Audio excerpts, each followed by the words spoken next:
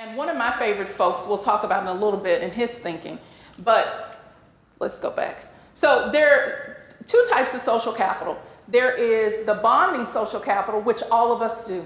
That's connecting to people that are just like us. That's comfortable. That's easy. We have similar conversations together. Often when I do workshops around poverty, and I always ask, when poor people are around poor people, what do they talk about? They're not talking about 401ks. So they're exchanging the same kinds of information. And what happens when you change that and move people into different networks? That's when we do bridging. That's when we are looking at building relationships that cut across ties. How do you link to people that are very different in thinking and the way they live in the world? And so the goal is, how do you go from these weak ties, which may be what happens here at this conference, where you meet people, hey, Joe, and you get a business card. That's a weak tie. You really don't have a relationship with that person. But how do you leverage that relationship where you go back and you send an email and you begin to correspond with someone and build a relationship? That's the goal, is to move our weak ties to strong ties. I was talking to a group recently. I told them, think about if you met with a new person, one new person, every week. Can you imagine what your network would look like by the end of the year? If you were that intentional about building relationships, you could really create some change. And so one of my favorite folks who does a lot of writing around social capital is this gentleman named Robert Putnam. Putnam wrote a book in 2000 called Bowling Alone. And in his book, he says that people don't bowl anymore.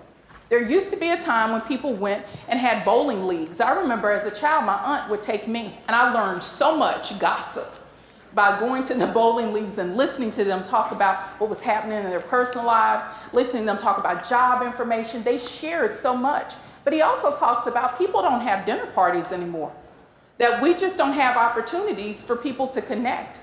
One of the things that's fascinating to me is there's no front porch in many communities. And the front porch was really a way for people to see each other and wave and talk. Many of us, when we go home, we drive right into our garage and we don't even talk to our neighbors anymore. And so he did some amazing research, probably one of the greatest sociologists who conducted a study where he looked at 50,000 folks. And what he discovered is that in communities that had high social capital, they also had lower crime. Communities that had high social capital had higher educational outcomes. Communities that had high social capital also had higher civic engagement. So there is something about people getting together, being in civic organizations, and connecting to each other to increase social capital and create relationships and conversations with one another. So there's a theory called relational cultural theory, which basically looks at all these different components of creating strong relationships. And all of these, I won't go through each one, but all of these are critical in building relationships. It's not just about being able to listen to others, but being able to feel heard and that we're being authentic in the way that we connect to each other. So what are some lessons that I've learned? In order to create social mobility, we've got to connect to people that are different. High quality relationships are a true reflection of who you are and what you value.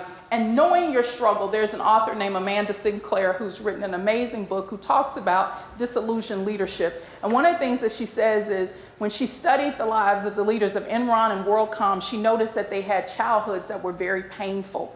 And what they did was they used leadership to recreate their persona. How often do we use our positions and everything, the titles that we have, to recreate who we are, and that we have triggers that we don't pay attention to, and those triggers cause confusion in other people's lives and in our own relationships. And so you got to know the difference between bonding and bridging. Seek opportunities for both. Listening is so important. And then the story piece, as I showed you earlier and I talked about my story, I think for many of us, we don't take the time to listen to our own stories. Our stories tell a lot about what we think about people and what we think about ourselves. Pay attention to what you're saying about your own story. And then how do you make meaning of your stories? Stories are rooted in beliefs. And so what you believe about yourself comes out in what you say. So are your beliefs about others manifesting in your relationships? Are you embracing or excluding opportunities for disorienting dilemmas? And then the narrative piece, again, the story is critical. By having exposure to other stories really changes the way that you see yourself and the way that you see others. So that's it. Any questions that you might have?